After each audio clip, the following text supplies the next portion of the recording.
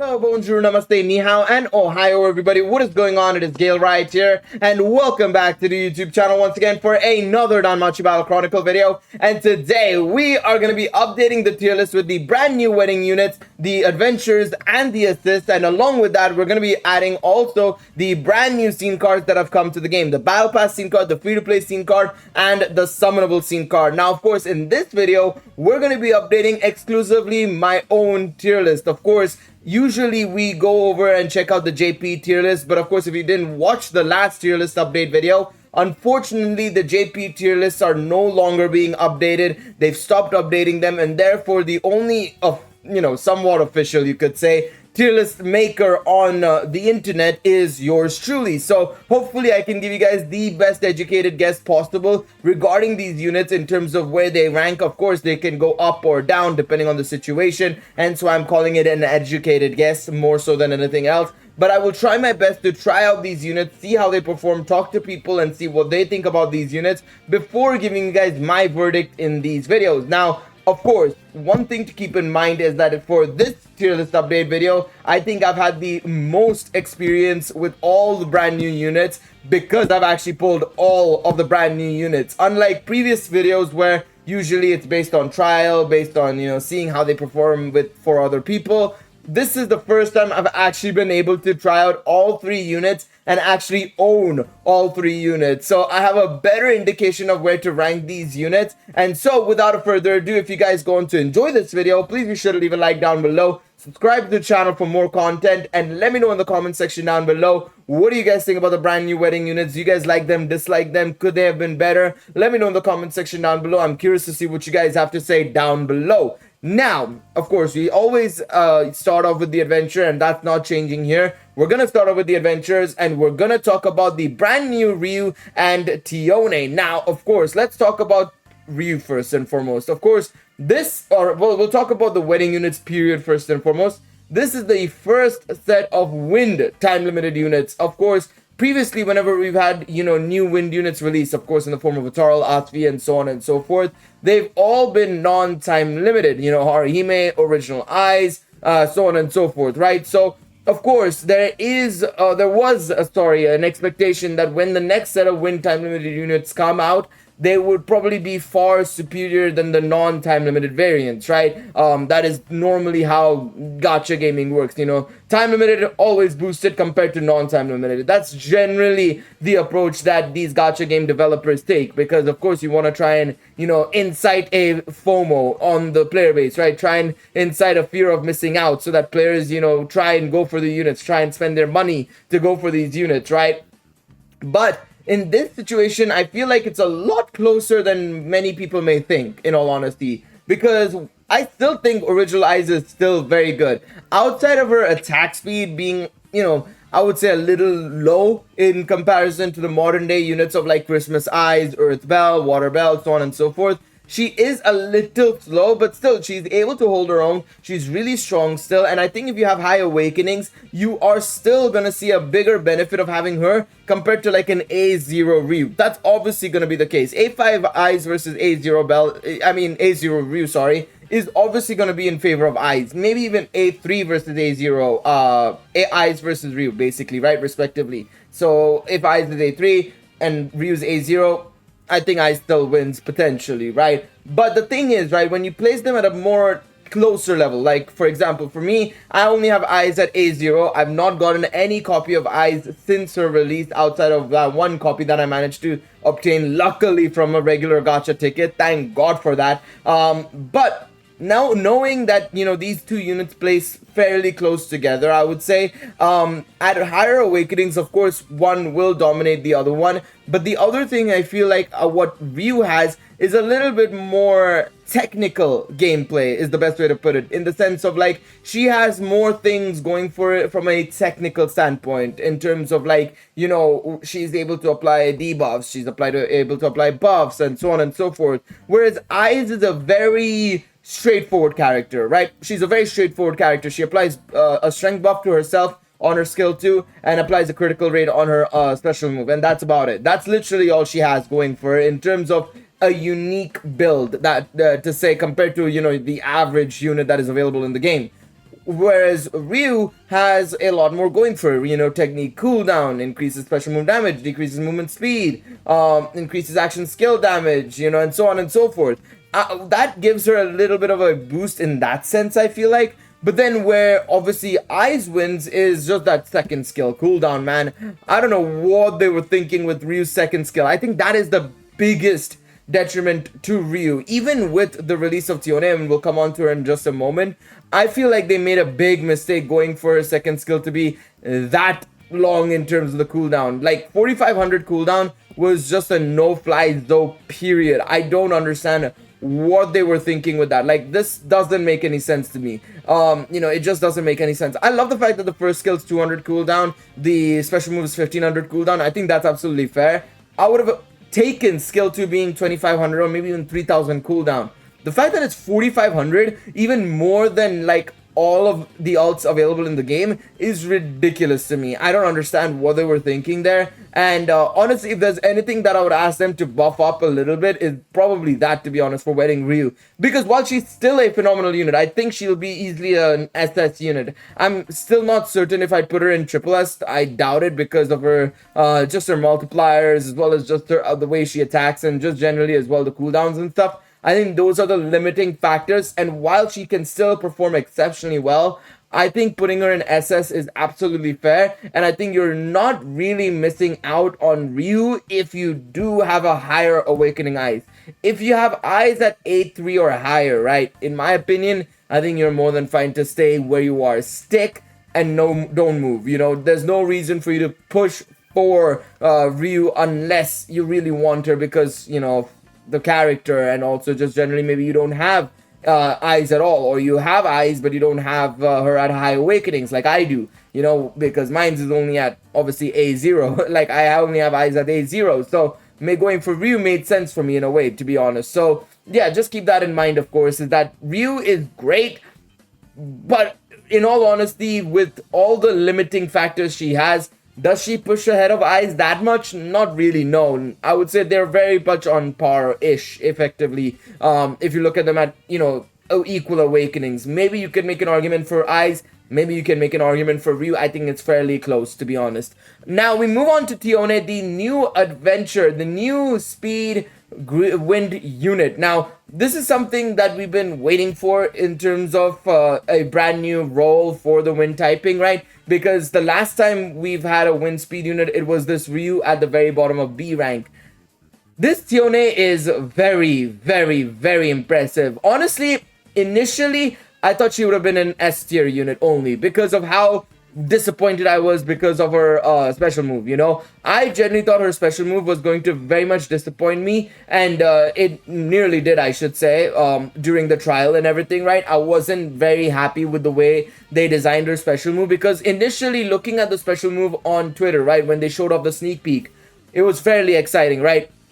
You know, technique damage increase, you know, critical damage increase, you know, reduces technique cooldown, has a field effect just like Lafia and co.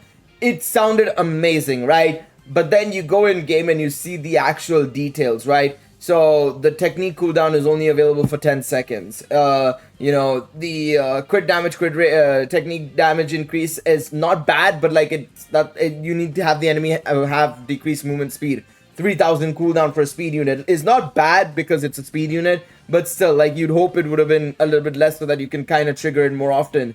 It just kind of disappointed me overall when it was being used in game. Of course, you can obviously still attack and also get the field effect going at the same time, so it's actually going to really help out, but I was expecting it to do more, personally. I don't know. Maybe I was expecting a bit too much from the field effect, but it just felt like I was kind of being a little bit, you know, blue-balled in a way, basically, because of how potentially good the special move could have been and how useful it could have been.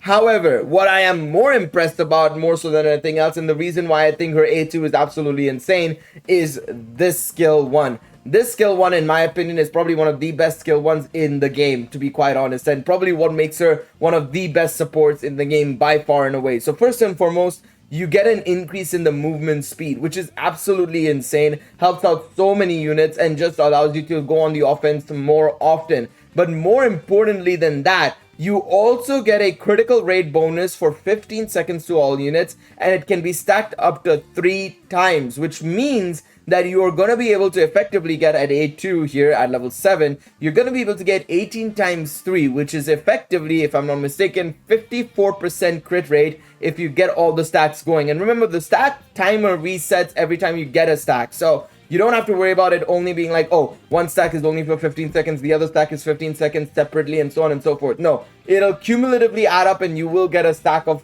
you know, three critical rate stacks for 15 seconds together. So you'll know when the timer runs out and everything. So don't worry about that. But yeah, I mean, that's basically an extra 54% crit rate. You chuck on a couple of scene cards here and there, or just get a bit more dexterity, and you've got yourself a character that's probably going to be critting 99% of the time, basically. So that makes that skill 1 insane, in my opinion. Like, you pair these two things together, it's ridiculously good. I think they absolutely nailed it. The second skill is kind of okay. It's nothing too crazy to go right home about. But that first skill, man, I'm very impressed with that, man. I'm very, very impressed with the way they designed that first skill. And so for me, I think it's pretty obvious that she goes in line with the other support units. Even though she's a speed unit, she lines up well with the other support units just because of what she can do to help out the team, you know? I mean, imagine, like, you've got Haruhime increasing your wind damage and, you know, your general damage as well on her special move. You've got Tione with the insane critical rate bonuses, right? And then you've got a unit like Eyes or Ryu going just off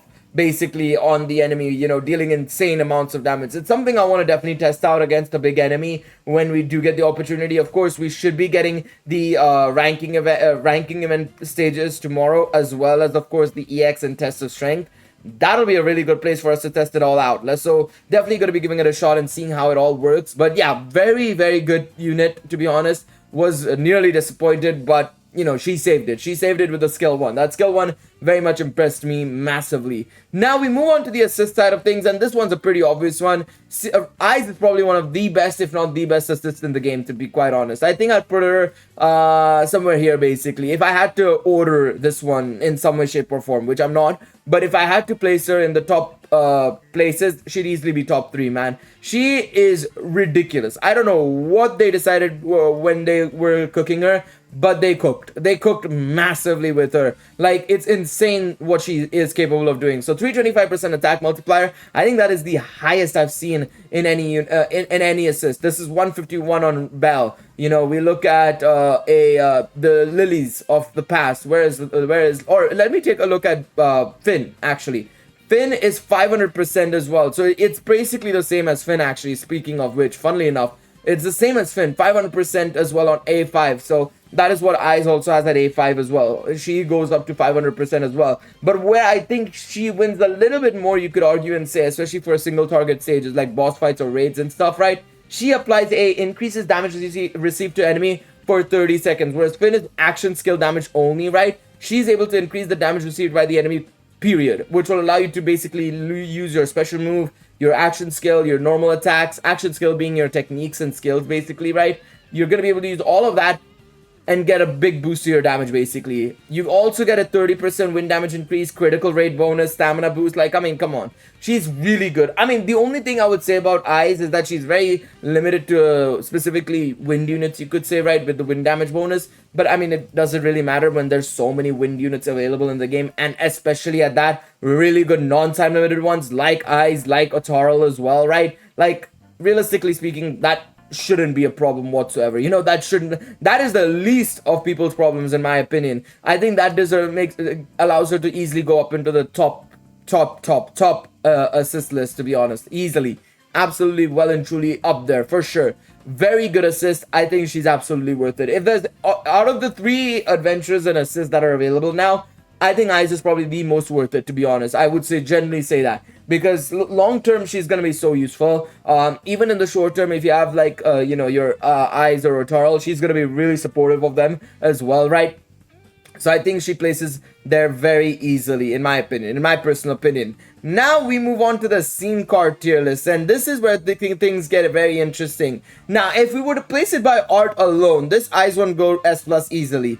However, it is yet another one of those scene cards from the battle pass that relies on the adventure being a certain type, and you get a 25% special move damage bonus and a 30% cooldown basically at LB7. And for me, this scene card does not place any higher than A. It's the same as the other ones. You can use it, but do I want to really use it over some of these other scene cards? No. Hell no. Absolutely not. There's no chance in hell that will happen. Hell will freeze on Earth before that happens. So no, that's not happening. I refuse to allow that to happen. Now, the next scene card we have is the free-to-play scene card. We'll come back to the summonable one in a second. And I think I'll place this at A+ at the very least. Now, the reason for that is because this scene card in tandem with... Where is it? Let me see. Where did I place it? This scene card. Not this one. This scene card, which I am going to actually move up a little bit now, especially because of how many units there are, including, of course, the wind units. I'm going to move it up to... I'll move it up to A, just to give it a little bit more assurity. This scene card allows you to basically get decreased movement speed, a 10% chance to inflict decreased movement speed for every hit you do, which means that you're going to proc it not often, but potentially regularly, right? And what that'll do is it'll help out scene cards like this one and the other Valentine's Day scene cards like these two as well, wherein you're going to be able to basically get a bonus. And in this case, effectively, the free-to-play scene card gives you a crit rate bonus. And I mean, again, if you have the brand new Ryu and Tione and all so on and so forth, right? This scene card is going to help out massively because you're going to get an extra 30% on top of whatever Tione gives and stuff as well, which means you're going to get an insane amount of bonus there basically. So in my opinion, really good scene card to get, really good scene card to get. And then the final scene card is of course the summonable one, which again is yet another scene card that relies on you having a decreased movement speed, but this one allows you to get a special move damage bonus as well as a damage increase. Now, of course, there are some scene cards like that we have placed up top, you know, this one, but they're more attribute based. This is not reliant on the enemy having a decreased movement effect. I think I'm going to place it at A+ because of that. I feel like these niche scene cards, right, that rely on the enemy having an inflicted status, right, maybe be it slow, maybe be it, you know, poison, burn, so on and so forth. It just makes things very precarious for that, you know, specific scene card, right? Especially when there's fewer and fewer units doing it. With the burn scene cards, it made sense for me to place them at a relatively higher position because we have the options, you know, in terms of the units available. The only free-to-play, or not free-to-play, but like non-time limited unit that inflicts slow, if I'm not mistaken, is Mikoto. You are Mikoto. I'm not sure if Asvi does. Somebody can actually double check if Asvi does or not. I don't remember Asvi's kit off the top of my head.